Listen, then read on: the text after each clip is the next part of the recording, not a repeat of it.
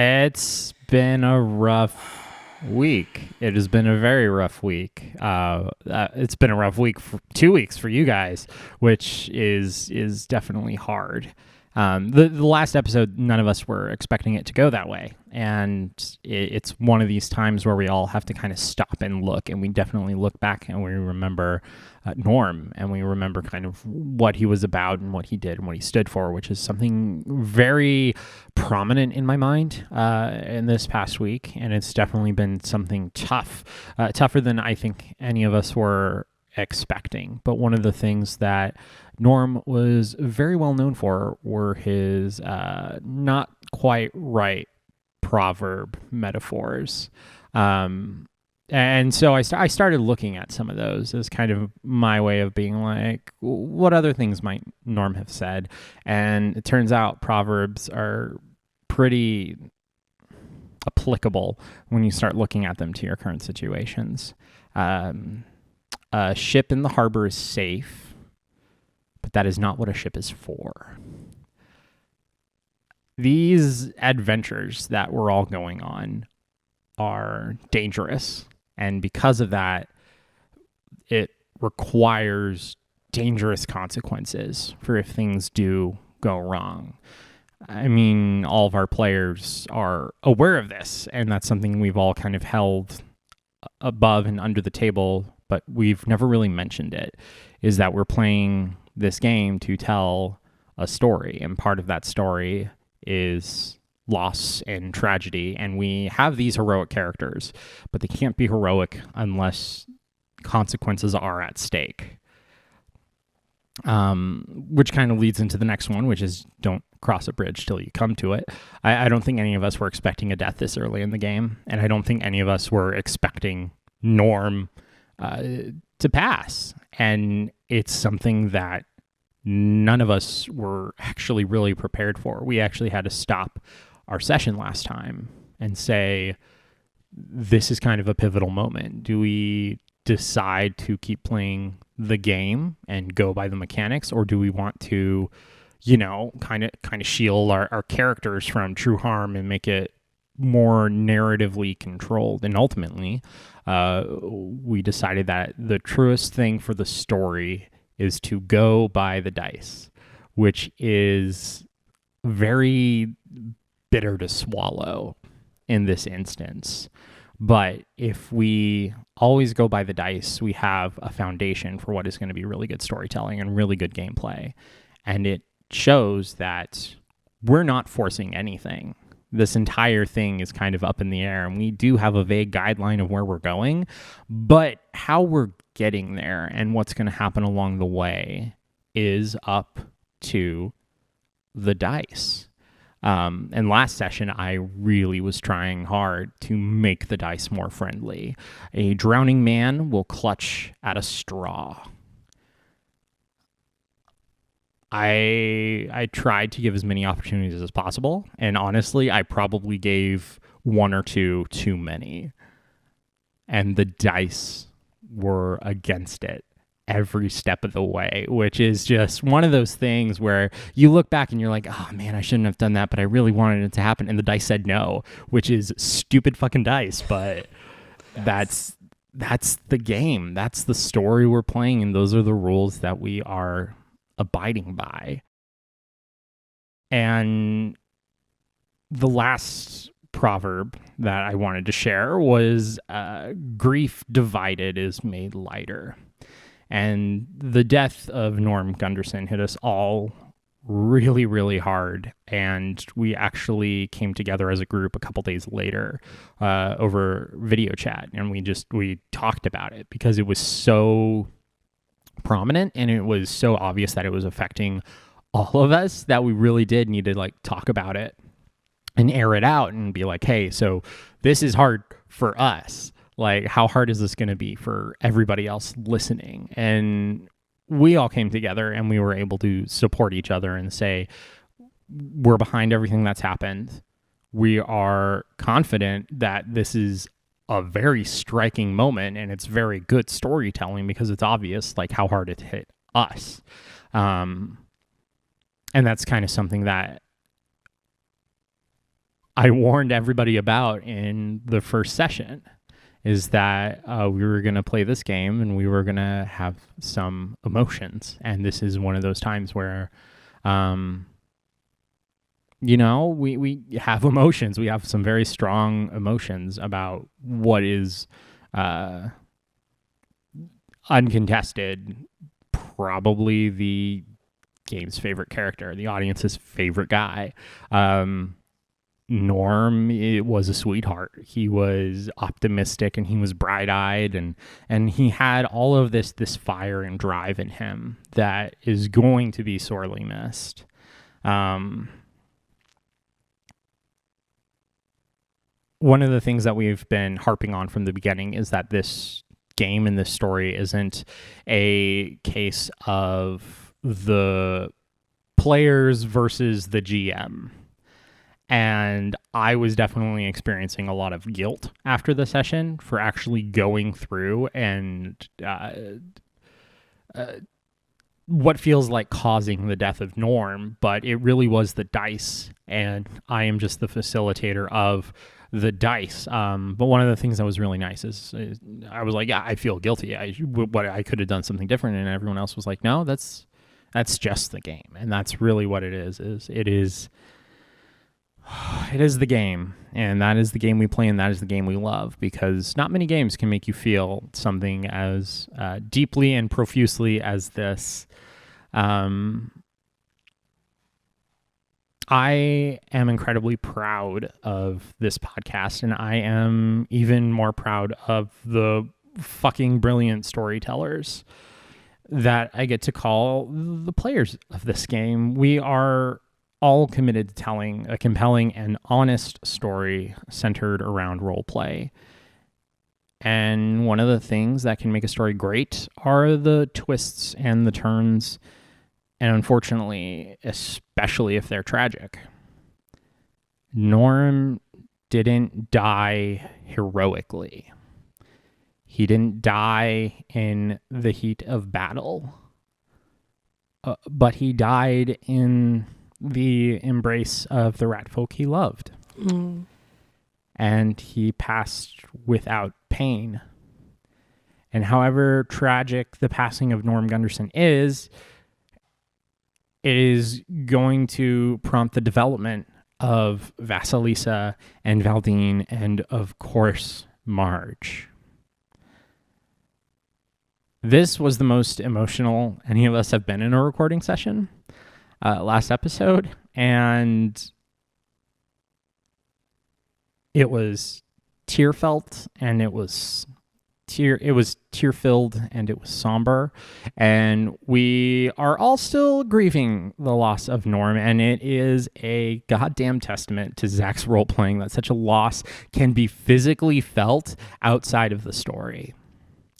Norm was an amazing character, and in all my years of seeing PC death in stories, this has been the hardest.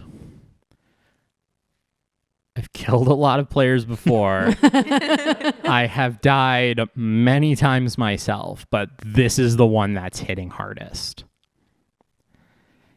Moving forward, we are committed to the story as dictated by the dice. That is the decision that we have come to as a group, as players.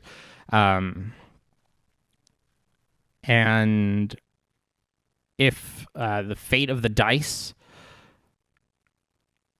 should have it that one of our heroes meets their end, I want everybody out there to know that we are 100% mourning with you when that happens. I don't think any of us are playing to have our characters die, but sometimes it is still going to happen.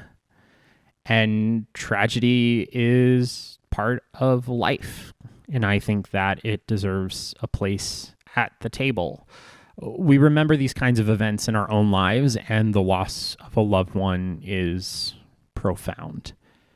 The characters we all play in RPGs can experience the same emotions we do, and it gives us the opportunity to explore our own grief and hardship in an environment surrounded by friends.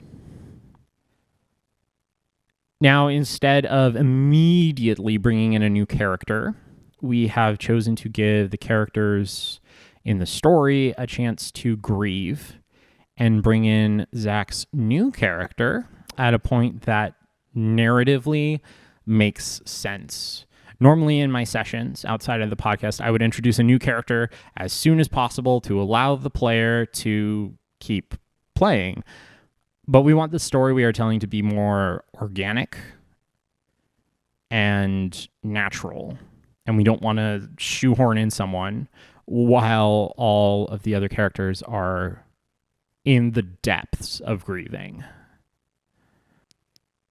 So Zach shall return as a new character in the future. Zach, you have anything you want to add? I guess the only thing I would want to add would be a reassurance to everyone listening that if I was in their shoes, I'd be like, well, the joy in life has been sucked out of the room, and who knows when they're going to get it back. And I just want to say that, like, I swear it's coming back. Like, it's the players at the table, and it's the soul and the laughter and the joy inside each of the people sitting at the microphones that comes through. So it's always going to be there, and I don't want anyone to forget that and think like, oh, we're just going to be sad forever now, because that's not how life works, and that's not how our game works.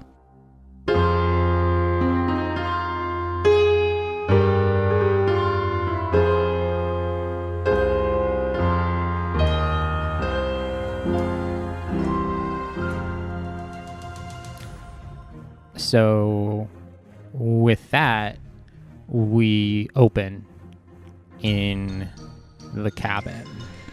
All right. Oh, God. Oh, Jesus. Fuck. Oh, God. What are you worried about? You don't need to do anything. I know. I've never played a corpse before. I have no idea. How do I gotta just lay here and not breathe? I've never not breathed before. It's so unnatural to me. Do you remember being a kid and playing dead and like trying to not breathe? You can't do it. Yeah. Oh, yeah. You try and keep your lungs and your stomach at the same point, at the same while level, still breathing. Yeah. It's impossible in my experience. Yeah, every time we played like Cowboys and Indians or something. I have no breath control, though. I had to quit clarinet after like 1 week because I just couldn't do it. Elizabeth, you're terrible at the clarinet. You put it down now. I don't know why he's French, Bulgarian. I don't know where he's from. Yeah. French? All my accents, they come from France. No, it did not sound like France to me. You're terrible at the clarinet. I am not too French. Clarinet. It was just, it's awful. I should not talk much in this episode. Yeah, you're going to cause us to go off track with the whole laughing and everything. All right, so we were scene setting. We're in a cabin. Yeah, you guys are still in the High Sentinel Lodge. You have defeated all known intruders. And I checked the perimeter outside. You check the perimeter outside and inside.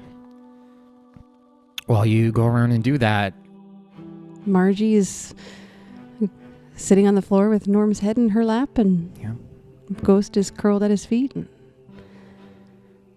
she's just kind of rocking him and holding him. So that leaves us inside with Vasilisa. What are you doing? Vasilisa is not prepared yet to deal with the Norm and Marge situation. So she's focusing her energy into very angrily checking for any remains of the things that came and attacked us. She burned a bunch of them. She's putting out the fire that she started in the dining room, and then picking up little sprite corpses and bits of things and muttering curses and Holly about how stupid sprites are. I hate all of the Fae. What are they even doing here? They weren't supposed to be here anymore. The stupid writer saying this side of the portal is clear. Just have to worry about the other side. I never trust anybody before. Why should I trust the writer? And she's just mostly in her native tongue of Halit, really going on a under her breath tirade, and she is just cleaning the corpses of the enemies out of the lodge. Where is she taking them? Right now she's just dumping them over by the wood pile. Okay. outside, just kind of throwing them off the back porch. They're not very big. Yeah. I imagine the ice elementals kind of just melted away. Yeah, they So- kind of turned into just icy chips, and those are already melting There's with the the warmth stag, of the fire. though. Yeah. There's a The stag. stag is probably the biggest issue. Yes, the stag, and then also the ice muffet. Yeah, Moffat she method. definitely gets rid of that. So I think that we see outside kind of the look as Valdine, you're doing the perimeter, and you see Vasilisa trying to drag the stag out of the door by herself. There's a lot of cursing. Valdine goes over, grabs one end of the stag. Let me give you a hand. Thank you. Let's get this cleaned up. You all right? I mean, I suppose so, and not really, obviously, but physically, I'm pretty okay.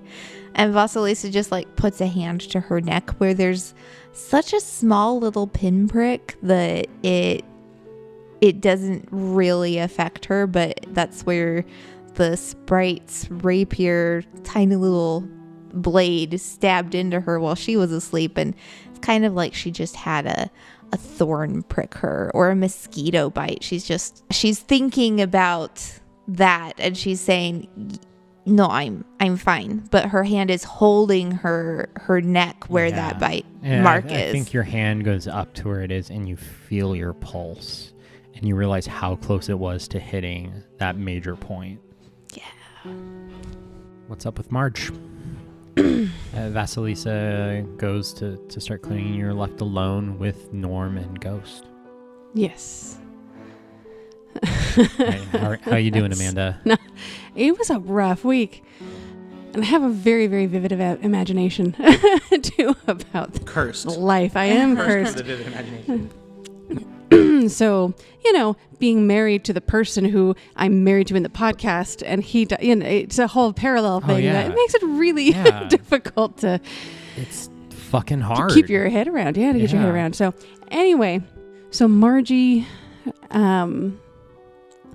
she doesn't know what happened, obviously, because she woke up in the middle of a fight. Yeah. So she's silently for just a little bit, just holding him, not knowing what to say, not knowing what to do. But then she will scooch out from underneath his head and lay him down and just start, kind of like grooming with her hands, his fur and laying it all straight and just softening it all down and pulling the blanket up, kind of up to his chin. And I think by the time she gets to that point is when they would walk in. Marge, I'm so sorry for your loss. What happened? I just woke up and there's... what happened? I do not know. I woke up and there were just things attacking me as well. Seems like some sprites came in through the upper room, through the broken window. They came in, unlocked the doors, and let the other creatures in. Well, how... how did... I don't understand how they got in. Who was watching? I was on watch. As soon as I went upstairs, I was blinded and frozen. Oh, dear. I couldn't move. I tried with every fiber of my being to stomp a foot, to move, to do something to alert you guys. I think, Marge, you look up at him and you see that he's covered in all these like crystalline specks, and you can see that his eyes are like very much like red and bloodshot and super, super irritated. Oh, dear. Well... Oh, dear. What do we do? What would Norm have wanted us to do? What's traditional for you folks? I'm not familiar with rat folk tradition. Well, we don't really follow traditional rat folk beliefs. We have our own. We're not normal rat folk. I mean, What would you do if you were at home?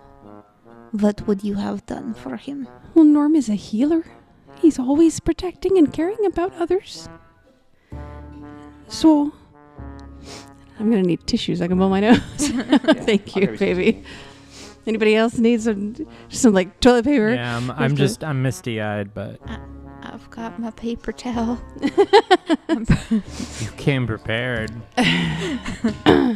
Marge, you and Norm are at an old enough age as rat folk. You just said you guys were like in your 80s. Yes, human age. Human age-wise, 80s equivalent. So Sure, we are on our retirement. All of our children are grown. have you guys talked about what happens if one of you goes?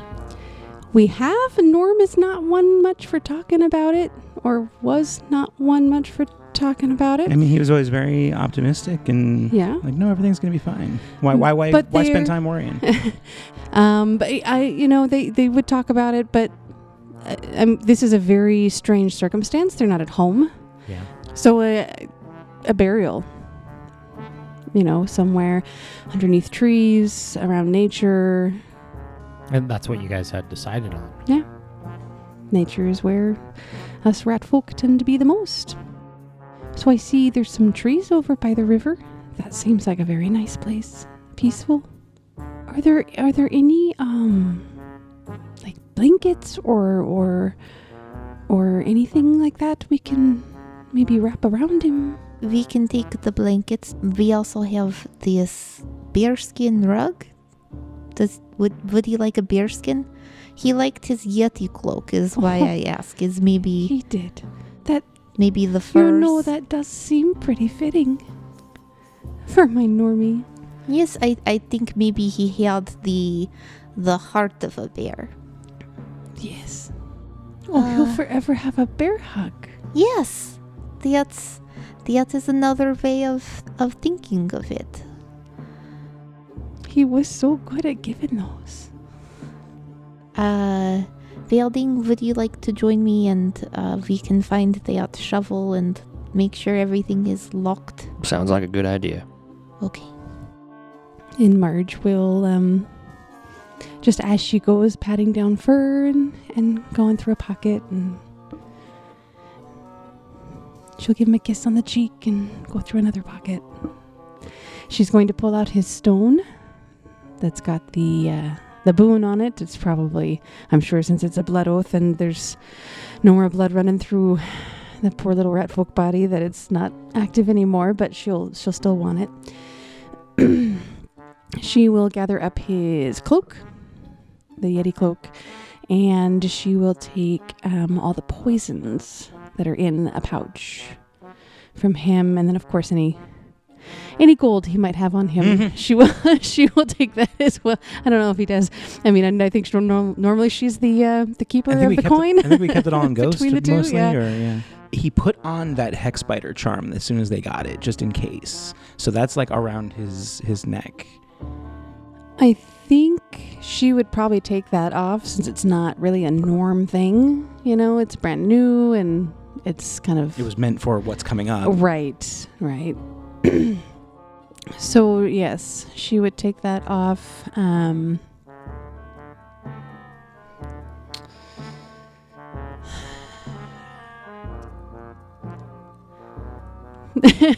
Are you trying to think of other things that I've got on me, or? Oh, yeah. You have your sheet? I got my sheet. I'm like, I would leave the rapier with you. That was your weapon.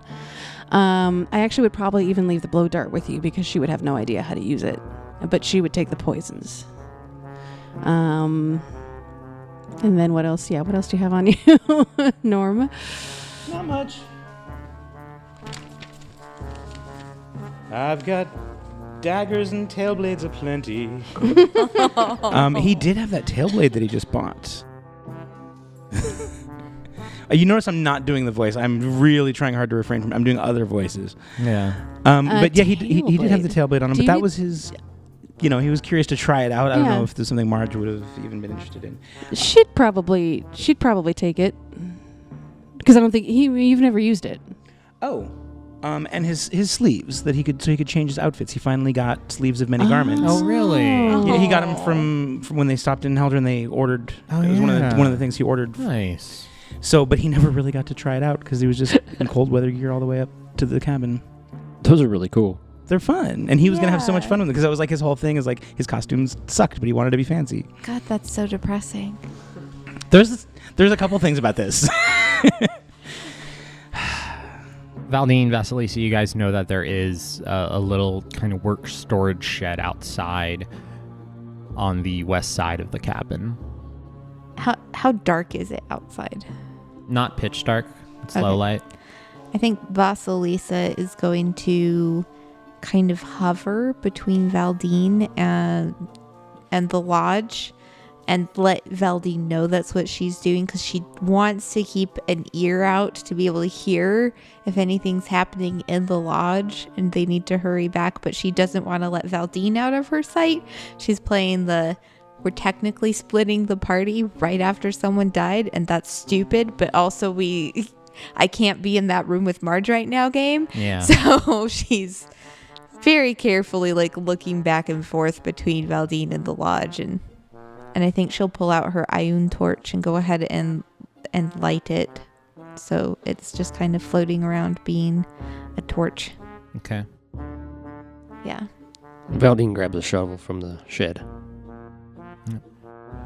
Is there more than one? Is there a There's a hammer, couple. maybe some nails in there too? Yes, there are. And some wood? No wood. It's okay, we'll just kill one of the tables. It can be wood. Maybe even board one of the doors. We only really need one door in and out of the lodge. And Vasilisa just gives Marge a very respectful berth and a nod, like she's trying to not encroach on her space. Marge, Oh, yes? we're going to be hammering to board this door up so it's secure up here. Just so you know what the noise is, okay? Okay, that's a good idea. Sorry, we only thought of it now. No response. And Vasilisa helps hold up nails and things. And Yeah, you guys can grab one of the benches and pull some boards off of it. Yeah. Pry it apart and hammer the door in place. all right. So by the time you guys are done going through and boarding everything up, Marge will be done with prepping Norm's body. She will have taken everything off of him and out of his things that she wants, and then leave with him everything that she wants buried with him. And when you guys come back, and she'll look at Valdine and, well, can you help me carry him onto the bear? Yeah, I'll help you carry him. Thank you. And we'll carry him onto the bear, and Marge will start kind of wrapping the bear around him, like the arms sticking out like over top of him, so it looks like he's kind of being hugged. Yeah. I think I would feel better knowing that he's with the earth and among the trees. Let's go outside. We were outside before and spotted a little area, like you said, by the water and by trees. Mm-hmm. I motioned to the area. How about right here? And she nods. I pluck my Ioun stone off and I just let it release it near Valdine's head so it circles him. And then I say, let me get the process started. There's an awful lot of snow. And I just kind of make sure no one's in the way. And between a couple of the trees, I just aim as downwards as possible. And I use burning hands. Okay. Melt away all the And snow right yeah, there. melt away the snow. Down to the And ground. probably thaw the earth a little bit. Hopefully. I used the shovel and started digging. Okay. How deep do you want to go? Maybe 3 feet, Okay. maybe 4, Okay. depending on how long it takes to get through. Cool. I figure if we bury humans as deep as they are tall, then we bury the rat folk as deep Yeah. as he is tall. 3-4 feet, yeah. Sounds. So you want to dig a hole 3 feet deep and about 3 feet wide. Marge, are you helping dig or are you... Well, is there another shovel? I if there pull was out- another shovel, I remember I have an any tool and I turn it into a shovel. Marge would help. While they are digging, Vasilisa, for lack of knowing what else she should do, lights some incense. Like she's doing what she would normally do, setting the mood for a little bit of a memorial. And as she always does, she turns to her cards. And I did draw a random card, and it's the marriage. So what does that mean? So she looks at this card and Marge, Oh yes, and she puts her shovel down. do not know how you feel about this, but whenever I am struggling, I always turn to the Harrow just to see what my cards may have to say. And the card that came to hand just now is the marriage. And to me, it is a reminder that although we may leave some part of Norm here tonight, you and Norm are always to be fed. The two of you shall never truly be parted. Marge wipes a tear from her eye and just like almost falls onto Vasilisa, but just wraps her arms around her and just starts hugging her. Full hug back. Oh, thank you so much for that. I think that's the nicest card you've ever drawn. Quite possibly. The cards know what is true, and the truth is not always good or kind, but I think in this case it is both true and kind. She'll give a knowing, little smile to Vasilisa and then grab her shovel and start helping Valdine again. Okay. Are there any in the shed? I think it would even be better. Were there any like seeds, flower seeds for planting or? I have berries, which might have seeds in them. Okay. Yeah, let's go with that. Yeah, because I if you just like pick that. a random seed, it might be one of those carnivorous. I We do not want to do that to Norm. I did make sure before we left to harvest a fresh batch of berries, Nice. so I can. Well, that's what she would do. She would just leave Norm's good berries on Yeah. him. So if anything, it would be a good berry tree. Good berry bush. Aww. Or a good berry bush, yeah. Oh, Normie.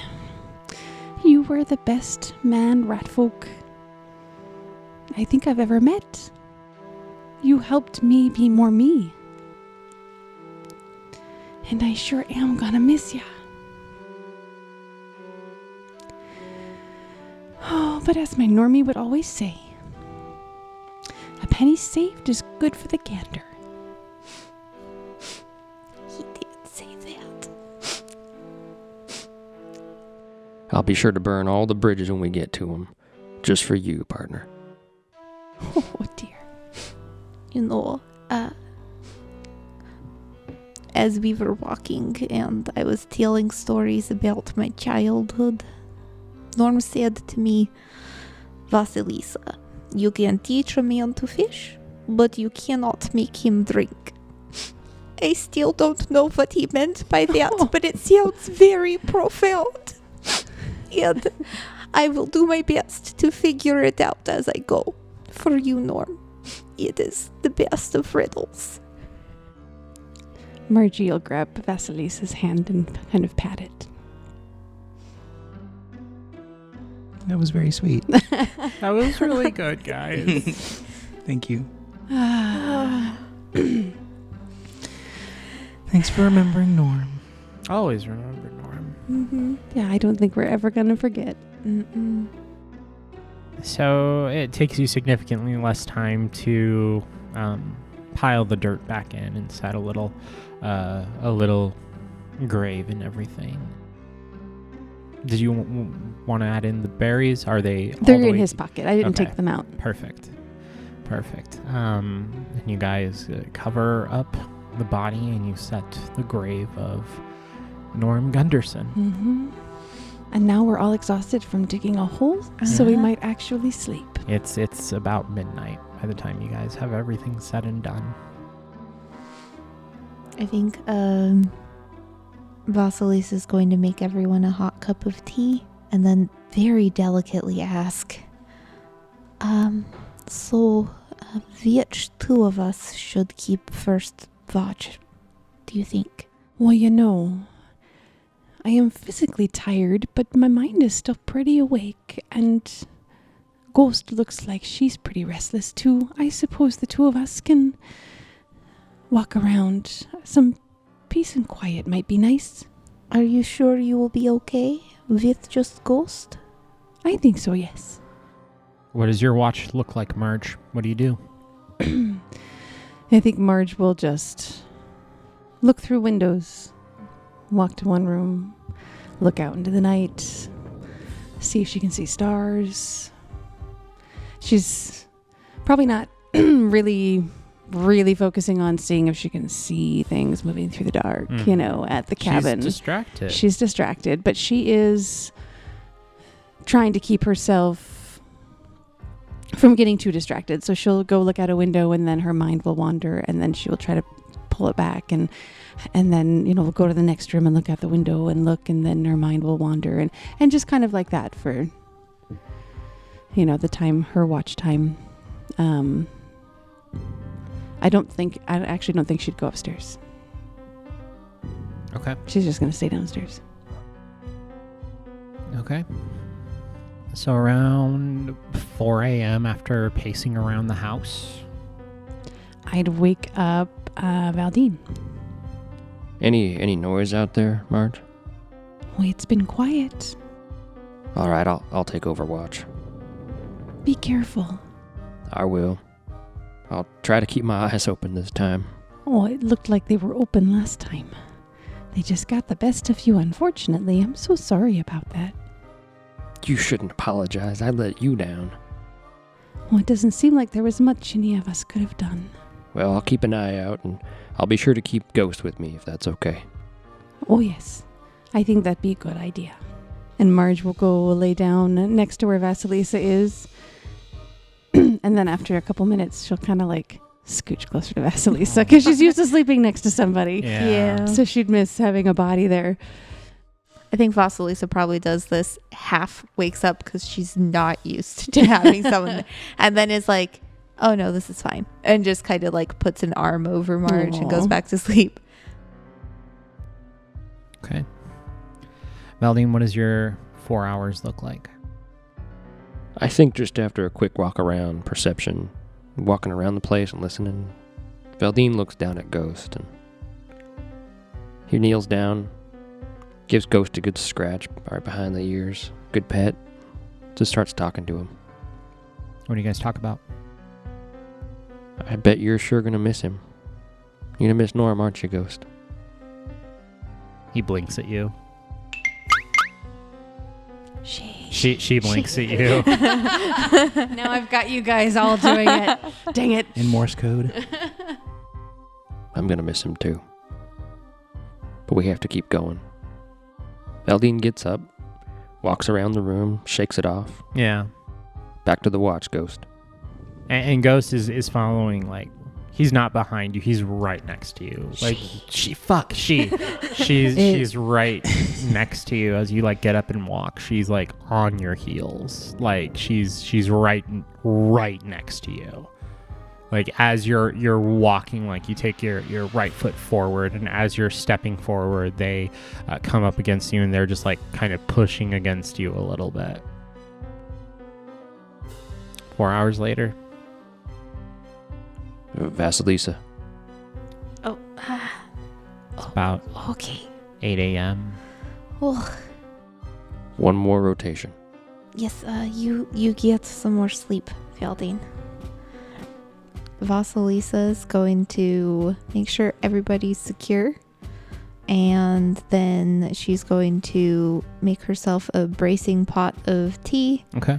And sit where she can see everybody else and prepare her spells for the day. Ghost Okay. will curl up next to you. Yeah, I was gonna ask. Ghost is just kind of standing there, and Ghost looks up at you, And then she looks over at Valdine, and then she looks back at you, and then back at Valdine, and then she looks up at you and waits. I do not speak Weasel. Ghost, did you sleep at all last night? Ghost turns their head to the side. Well, I still do not speak Weasel. They give a weasel yawn. Why don't you go cuddle Marge before she gets cold? And Vasilisa just points at Marge. Ghost looks over at Marge and looks back at you. And then they slowly start to walk towards Marge, not breaking eye contact with you. And then they finally turn and they go over and they cuddle up next to Marge. I say a quick prayer to my patron Vara, and I focus in on my cards. You know, she's communing with her cards, but she's doing it in such a way that I imagine it probably takes her even longer than usual to really, because she keeps, you know, jerking her head around like, Yeah. Was that a sprite? Halfway through and then refocusing. Yeah. Then around noon. Around noon, she's gonna wake people up. Cool. Marge, Valdine, you guys are up. Yes. What do you do? Marge is actually going to just look down at Ghost and then realized, oh, dear Ghost, oh, I'm so sorry, you're still hurt. Vasilisa. And she calls for you. Yes, but Oh, can you, I'm just a little tired, but I was wondering if you could use the wand, and poor Ghost, he's got some cuts and stuff. of course. And she will wand Ghost for 5 heals. Oh, could you do that one more time? Of course. Another 5. Perfect. That's good enough. Ghost is healed. Ghost is healed. Phew. Spent all night, poor Ghost, injured. Valdine, what do you do when you get up? Valdine probably does a quick walk around the outside of the lodge, checks things out, then comes back in to warm up. Okay. Well, guys, should we should continue this. It's what we have to do. Literally, because of the curse. Yes. Marge, I think perhaps you should wear Norm's Yeti cloak, if you're okay with that. Okay. It is going to be very cold in Irison. That is true, and I'm not really used to the cold. Exactly. So, and I collect my donkey. Okay. All right. So you guys got Norm's hex nails. Yeah. You got his Hex spider. hex spider charm. You also grab his snowshoes. Oh yeah. Well, we certainly didn't bury them. No, Yeah. right, yeah. I'm just glad James didn't have more attacks happen during this night with this watch. Like, I know, it was scary. I mean, there's reasons for that. Yeah. Yeah. Behind the screen, there's Yeah. a reason you guys had a quiet Yeah. night. Yeah. I'm thinking aliens. Well, we're just gonna. So you Do guys Fae count as aliens? Yeah. You know what? Like, it's from another plane, That- kind of like from another planet. To me, that's- But a plane is just a planet without T. So That's true. Wouldn't want to live on a planet without tea. exactly. So you guys, you do have the compass and you have the map and you have been through it twice. You guys know the major natural features and there is a partial path lead before you. You can follow it, no problem. Now, you don't have to. You guys do know that if you hadn't followed the path, the shortcut, you guys would have gone to the chicken hut. Oh, you know that chicken hut that's not the chicken hut. I feel very stupid because I am from Irison and I know these are things. It is clearly, I am even in the Sentinel Lodge right now. It is a Sentinel hut. What do All you mean? of the borders of Irison are guarded by these spoopy little huts that are like haunted by the spirits of dead children and watch the borders for trouble. And they're meant to look like the dancing hut because they are inspired by Baba Yaga's hut. Well, But I'm not sure I'd I want to think- go anywhere near where there might be ghosts of children, to be That's- honest with you. true. It's there's probably a doll haunted by a dead child. Probably the child was killed on purpose by a winter witch to put the ghost in the doll to watch the house.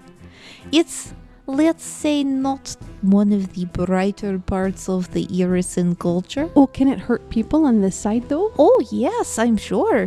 What But- does it do? Let's you need to just roll a say I check? skirted very clear, but yes, I can roll a check because I know they exist because my game master alerted me that I do, but I do not know what I know. Oh, okay. So maybe a knowledge of a thing. Sure. What- Knowledge, local, or history for you. I rolled pretty well. It's a 29. You what? 29 Yeah. for local or history? History. It would be slightly less for local. It would be a 26 if it was local.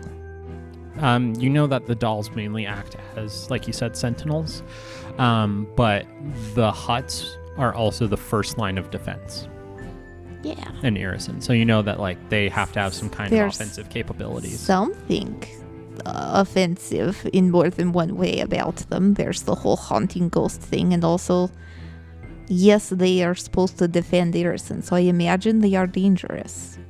If we stop the winter, will it go away too? I don't think so. But on the other hand, because they are, sentinel huts, if the haunted ghost doll sees us, what if that would mean that Korolyeva Ilvana sees us? Oh dear. Maybe we steer clear on purpose just because we do not want to alert the queen. That is true. I think we should just go. I should have paid more attention when Moya Mama tried to teach me about these things, but really I was just like, ugh, spoopy dolls, ugh. And I stopped listening. This could be why she did not like me. Well, I think we should go the path we did before then and try and get to the portal as soon as possible. Yes, that sounds like a good plan. I mean, part of me is like, I've been a GM, so I'm like, yeah, we should totally go check that out. But part of me is like, Yeah. God, no, I don't want to No, deal with yeah. anything like that right now. I don't know what Vasilisa would say, but she is obsessing over the 2 horror readings that she has done. Because the first one, I mean, and guys, this is all full random card draws. Right. I'm not planning any of this shit. But in the very first horror reading, way back from episode 1, we had Marge's role as the dance, right? Mm-hmm. And Norm as the crows. Right? And looking towards the future, Marge's role card showed up. The dance was in the future part of the grid, but so was the marriage, which is what You just drew. Vasilisa just drew at Norm's burial. It's not as simple as Norm and Marge are married. It's not like that. And in the context of the first Haro reading, the marriage was in a position of misalignment that indicated that instead of wedding 2 things together, it was tearing 2 things asunder. And that's So now exactly we- what happened. Yeah. And then you pulled the marriage right side So up. basically, we warned the audience Yeah, very the- clearly in clear the terms. cards- Episode 1. The cards warned us, and we were just did not know. And then the Oh no, we all second- assumed one of the rat folk would yeah, die, right? Yeah.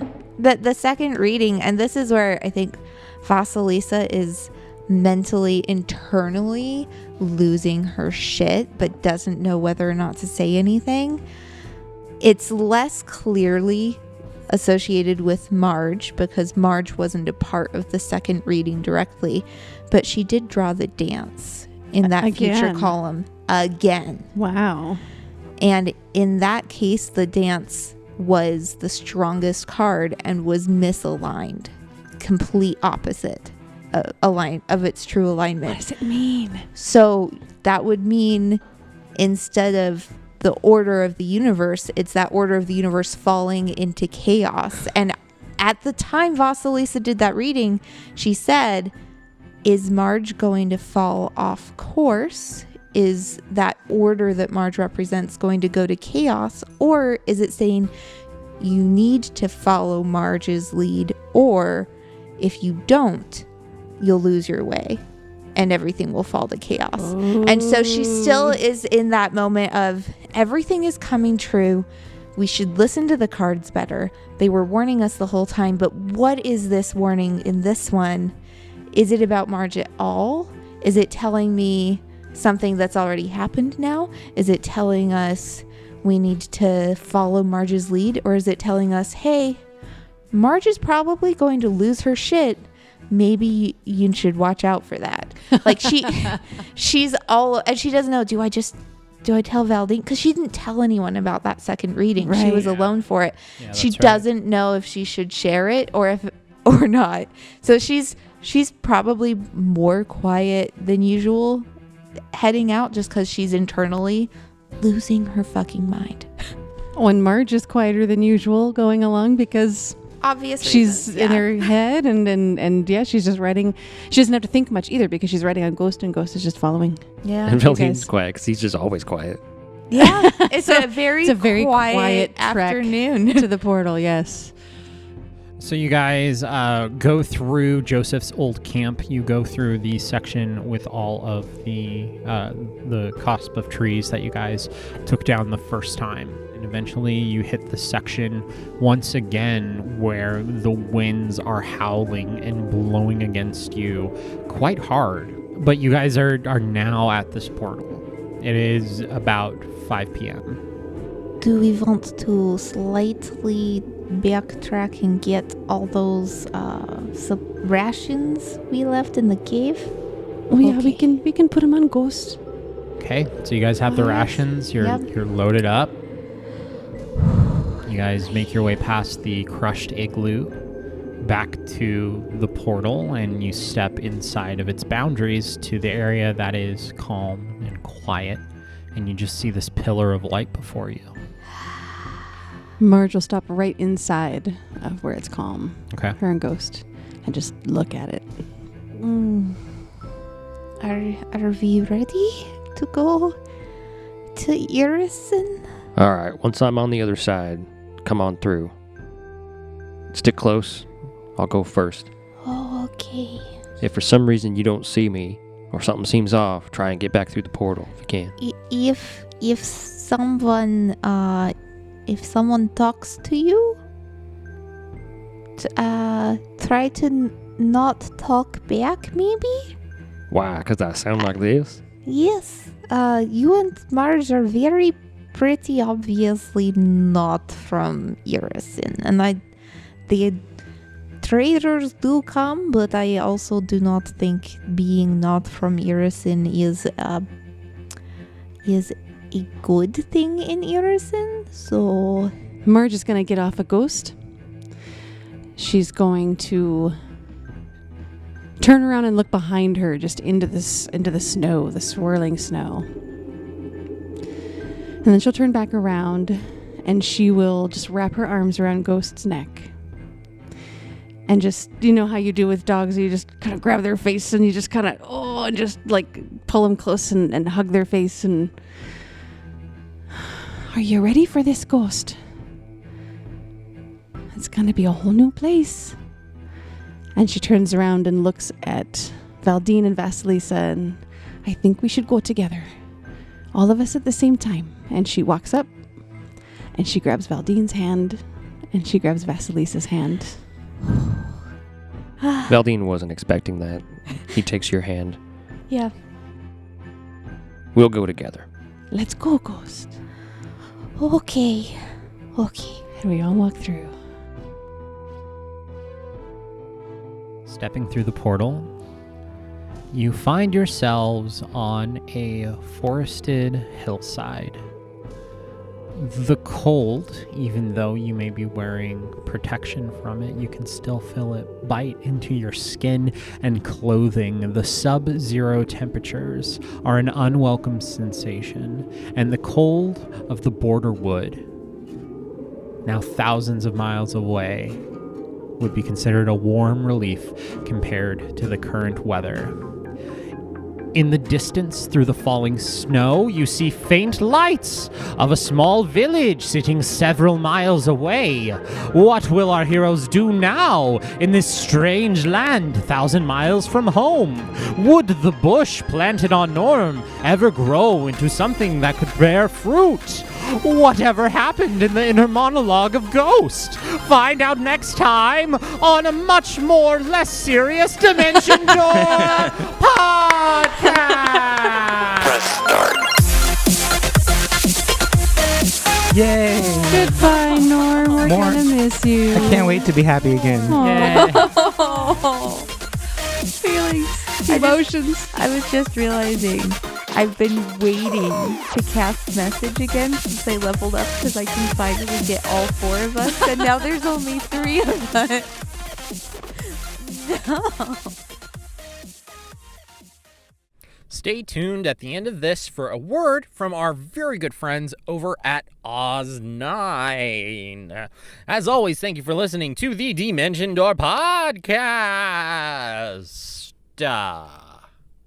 We are almost at the end of our month-long Patreon launch. There is still time. You have about 3 days to go. Sign up, support us, and as a very special thank you, on top of all of the wonderful stuff we are giving you for being part of our Patreon and joining whatever tier you join, we are going to be sending you an autographed, signed copy of our character art in form of a postcard. And you can do that by joining any level. That's right. Lowest level gets a postcard. Highest level gets a postcard. We have a tier that no one has signed up for that is probably our coolest tier, and we thought it would be a good idea to kind of tease you guys a little bit, to really show you what it's going to be like. So head on over to any of our social media right now and check out a special video showing our resident wise woman, Vasilisa Morozova, giving a horror reading to a special little puppy dog who has a very important question. As always, our music is done by Zachary Kreitler, except for our bumper tracks, which are done by the amazing MDK Music. We'll see you guys in 2 weeks. If you enjoy space adventures featuring brave and competent astronauts, Can you give me a countdown to be ready? 3, 2, 1. if you enjoy podcasts that are culturally sensitive, I've been labeling stuff aboard the ship with Post-its so she can learn our language. I speak English, you bloody. if you enjoy shows with sophisticated humor, Well, that's just rude. It's her spacesuit. then you may not want to listen to Oz9. But if you simply enjoy giggling, Oh, you Anglais, so snooty about all the everythings. Oz9 may be the show for you. Get it wherever you find the other shows you like to put in your ears. That title is spelled OZ-numeral 9. You could certainly do worse.